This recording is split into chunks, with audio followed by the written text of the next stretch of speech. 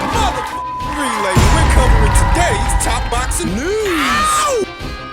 Okay, we'll start with this. Correspondence via social media by way of Team Carolyn Dubois and Team D. Allen, two unbeaten up-and-comers that are separated by divisions, by weight classes. Carolyn Dubois campaigns in the women's lightweight division, and D. Allen campaigns in the women's welterweight division. Could they meet in the middle, or would Carolyn Dubois move all the way up to welterweight? Let's talk about it. In my previous video, we discussed Carolyn Dubois' expressed interest to face the winner of Rhiannon Dixon versus Vicky Wilkinson for what is the British Commonwealth title. I talked about how I don't see that fight materializing. Carolyn Dubois is a quality operator, a high-risk, low-reward opponent sporting a professional record of 6 wins, no losses, and no draws, 5 knockouts. She doesn't just come from a great amateur background. She's a puncher, an educated one. She was in action this past weekend, racked up another knockout. She's coming off of 5 consecutive knockout wins, 5 consecutive knockout victories overall, campaigning in the women's lightweight division where Katie Taylor reigns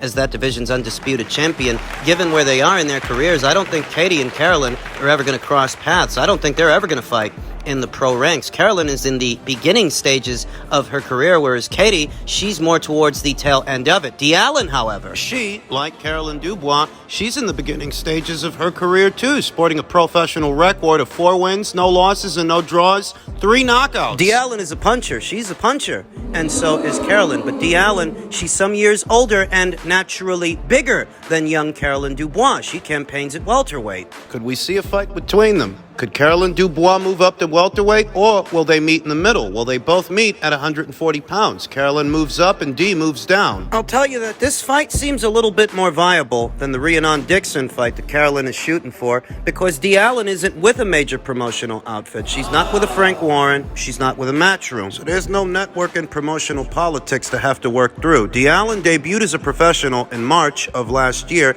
and she's fought 4 times since then. Just fought for 10 rounds for the first time opposite the ring Cindy Reyes Espinoza in October of last year. Won a unanimous decision. Team Allen has been doing some call-outs of their own. I vaguely recall seeing an expressed interest for a McCaskill fight. I think they also expressed an interest in moving up in weight to take on Terry Harper for her WBA junior middleweight title. She's not having much luck in that department. Jessica McCaskill is going to be taking on her mandatory challenger, Ivana Habazin, and Terry Harper is going to be taking on former undisputed welterweight champion Cecilia Brækhus very soon. D. Allen's not having any more luck with her call-outs than Carolyn Dubois is. Carolyn, who debuted as a professional in February of last year, she fought 5 times last year. She's already had her first fight this year. You could classify both Carolyn Dubois and D. Allen as high-risk, low-reward opponents because they're both big girls, strong punchers, big punchers, but you don't get much out of fighting them. They're not yet champions,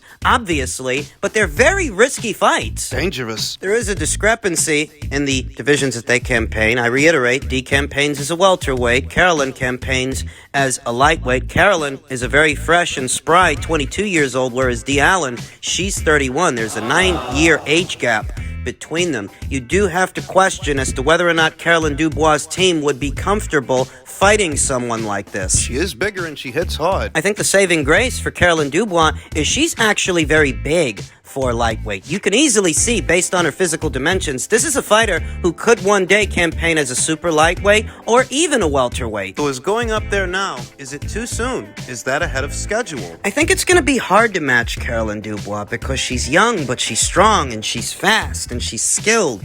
And even though there are a lot of familiar faces at or around 135 pounds, a good number of them. Who's going to want to risk it? No title, no alphabet title to win from Carolyn.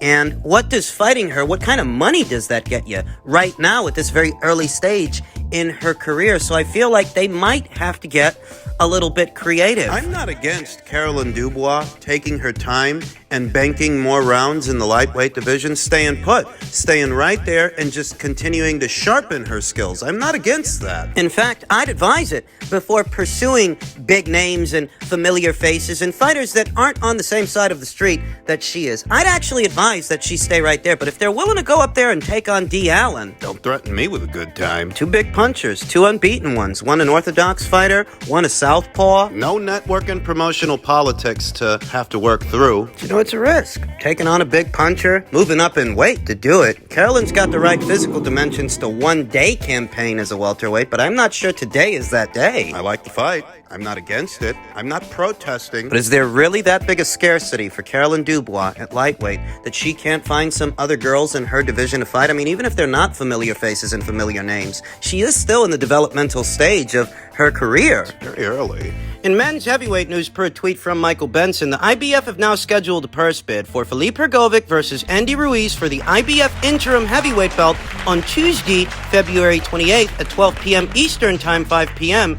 UK time. This news may have been flying pretty low under the radar because Andy Ruiz's name was attached to yet another final eliminator by way of a different alphabet organization, the WBC, and their mandate for him to take on former champion and PBC stablemate Deontay Wilder. And because both fighters are on the same side of the street, so there are no network and promotional politics to have to overcome, the natural assumption was that that would be the next fight for the both of them, for Andy Ruiz and Deontay Wilder. But Deontay, he seems to want to go in another direction. Talks of a proposed two-fight deal to take on Francis Ngannou in the boxing ring and the octagon. There was a story published yesterday, if you can believe this, that Deontay Wilder and Tyson Fury may be fighting for a fourth time if things don't work out with Alexander Usyk and they are unable to reach a deal. A story published on Daily Mail by way of Arthur Parashar. Secret talks that are reported to have been ongoing for weeks between Team Wilder and Team Fury to do a fourth fight at Wembley. I don't know how much stock any of us can have in a story like that, because who really wants to see Tyson Fury pounce on Deontay Wilder for a fourth time? Though at the same time, by way of Team Wilder, there was some mention some weeks ago of a mystery opponent. A secret. At first I thought they might have been talking about Francis Ngannou, but then Deontay Wilder made that not-so-secret proposition that he'd be willing to face Francis Ngannou in both the boxing ring and the octagon. So could the secret opponent that Malik Scott was talking about a couple of weeks ago, could it have been Tyson Fury? Are Tyson Fury and Deontay Wilder using each other to circumvent what perhaps they perceive as high-risk, low-reward fights? Is that what this is? I mean, it would be a sheer act of cowardice on Tyson Fury's part to have the fight go from Saudi to Wembley. You fucked up Alexander Usyk's bag. You fucked up his money. Now he doesn't stand to make as much. And on top of that, you want the lion's share of the pot. You want to B-side this guy after you fucked up his bag. And what about Wilder? Skipping out on Andy Ruiz? You know, Anthony Joshua gets a lot, and I mean a lot of shtick for losing that fight to Andy Ruiz. But it appears to be a fight that Wilder doesn't want. Wilder, he doesn't want to know. He doesn't want to risk it. I mean, if he skips out on Andy Ruiz, isn't that a duck? He's talking about fighting Francis Ngannou. Even if he doesn't fight Tyson Fury for a fourth time, even if that entire story is all hogwash and it doesn't check out, he is talking about fighting Francis Ngannou. Reports indicating that there is dissension amongst the ranks over there at the PBC. Gripes about the money between Deontay Wilder and Al Heyman, his PBC. I don't want to make any bold presuppositions, but those are the stories that are out there. That's what's being reported. If by some chance all this intel checks out and Wilder don't fight Andy Ruiz Jr. next, the best thing that he can do is participate in this IBF final eliminator with Felipe Hrgovic, who's been looking very human as of late. By the way, go over there to the DAZN side of things on the premise that the Wilder fight is the biggest fight you can hope to have over there on PBC Island. And if it isn't going to happen, then it doesn't make sense to stay there. For what? To fight who? Ali Demirezin? Adam Kovnowski? Who? Frankie Sanchez? Who are you going to fight that's worth your time? Who are you going to fight that's going to get you a decent-sized bag? If you're Andy Ruiz and the biggest fight you can have is a Wilder fight, and that's not going to happen. It's the biggest fight you can have on PBC Island. To get a bigger fight, you're going to have to go to some other side of the street. You're going to have to change your decorum. Now, I understand that Felipe Hrgovic does not have the profile of a Deontay Wilder. He does not, but you can still make decent money fighting that guy and get yourself in position to fight for the IBF title. If you fight for that title, that interim title, and you win that interim title, you can then stage title defenses, lucrative ones, against some of those Matchroom fighters, like Dillian White, who about 2 or 3 years ago offered Andy Ruiz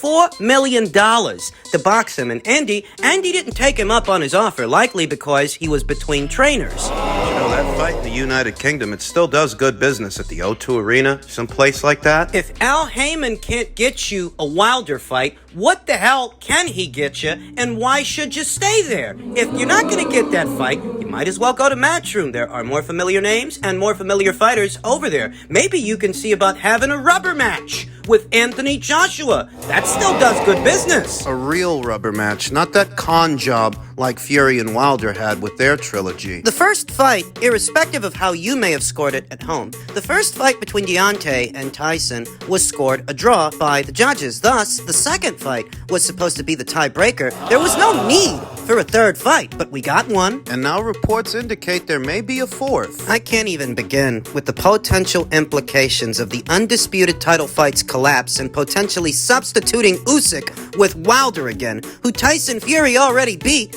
2 times, 3, depending on who you ask. And as ridiculous as it sounds, we can't put it past him. We can't put it past Tyson Fury because he fought Derek Chisora 3 times, and he beat Derek Chisora all 3 times. He had the audacity to stage the third fight late last year as a box office fight, as a pay-per-view, and in that way, we can't put an unnecessary 4th Wilder fight past Tyson Fury because he just gave us an unnecessary Derek Chisora trilogy. I don't know how much stock we can have in that story, but you can't put it past Back to Andy. Irrespective of Wilder fighting Tyson Fury for a 4th time or potentially fighting someone else, someone other than Andy, it behooves Andy to leave the island. It behooves Andy to get away from the PBC because they won't have anything to offer him. Better names, better guys to fight on Matchroom. That's just the truth. You're coming off that decision win over Luis Ortiz, who you dropped, what, 1, 2 times? And now we're hearing that Wilder may not fight him. If he don't fight you, get off the island. And finally, you might have heard earlier today that Edgar Berlanga has made his decision. He has entered into a multi-fight deal with Matchroom, and his main goal is to land the Canelo Alvarez fight. The Canelo Alvarez fight that most people don't think he's ready for, but he wants it anyway. As BoxingScene.com first reported earlier today, Edgar Berlanga has signed a multi-fight deal with Eddie Hearn and Matchroom. Berlanga, 20 wins, no losses, no draws with 16 knockouts, shot to fame with a run of 16 first-round knockouts from his debut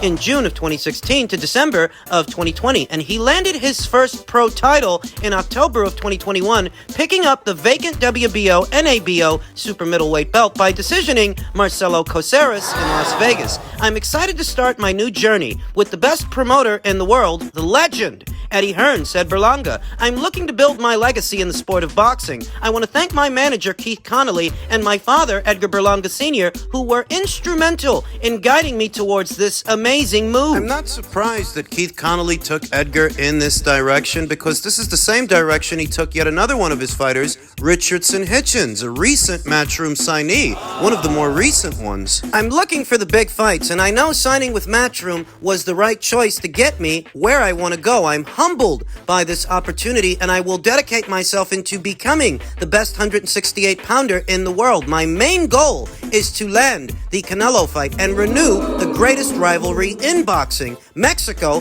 versus Puerto Rico. The 25-year-old Brooklyn boxer has been a huge hit in the Big Apple, packing the Hulu Theater at Madison Square Garden with his loyal hometown and Puerto Rican support and his most recent battles with Steve Rolls and Alexis Angulo. On those nights in March and June, Berlanga defended his WBO NABO title with unanimous decision wins over 10 rounds to cement his lofty world rankings, and he's certainly in the right place to land a Canelo Alvarez fight because that's where Canelo is. He's not at Top Rank. He's not at the PBC. He's at Matchroom, so if you're at Matchroom, you're closer to him. You got guys like David Benavidez that say they want a Canelo Alvarez fight, but he chose to re-sign to the PBC. That was recently. Canelo's not over there, and good luck relying on the WBC to put the squeeze on that guy. Right. Edgar Berlanga, the chosen one, sits at number 4 with the WBO and IBF, and number 6 with the WBA, and will return to the ring this summer as Berlanga, his trainer and father, Edgar Sr., Hearn and manager Keith Connolly plot his route to a world title and the fight he craves with undisputed super middleweight ruler Canelo Alvarez. I am delighted to have won the race for Edgar's signature, said Hearn. It is no surprise that everyone wanted to snap him up. He has a great fan base. And he had options. Golden Boy Promotions wanted him to sign with them. The PBC was yet another potential destination, though I heard no word of Edgar Berlanga talking to anybody over there. There are a number of familiar super middleweights at PBC. David Benavidez, David Morrell, Caleb Plant, Caleb Truax. Pretty sure at some point Jermall Charlo's going to move up there, but I don't think that Edgar Berlanga was interested in those guys. I know he's interested in Canelo and only Canelo. Is he gonna get him? Eddie Hearn was quoted as saying he has a great fan base, he being Edgar Berlanga, and he is a real character, and most importantly, he can do the business in spectacular fashion in the ring. Edgar wants to be a world champion, and the fight he wants is Canelo Alvarez. We are plotting a route for him to land that showdown with Canelo, and Edgar is ready to take on the best of the 168-pound division to prove he is ready to meet the undisputed champion in a classic Mexico versus Puerto Rico blockbuster. Now is not the time for that fight.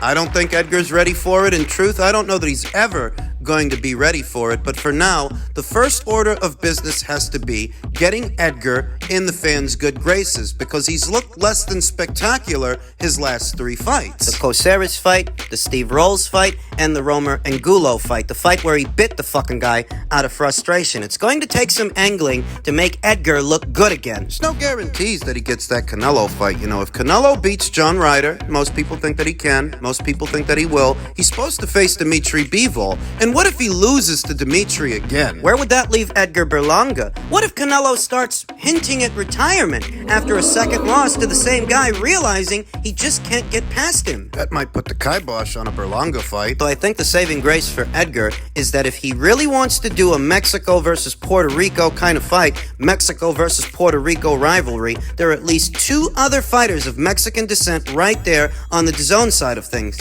One fights under the Matchroom banner, And the other's under Golden Boy. unbeaten up-and-comer Diego Pacheco, and Jaime Munguia, of course, who fights under the Golden Boy Promotions banner. Edgar and all those guys are more or less on the same side of the street, even if they're not under the same promotional banner. Fights between Edgar and them are that much more viable now. In the end, Edgar made the right choice, because Matchroom does more shows in New York than Golden Boy does. And if things don't work out with Canelo, he has other options.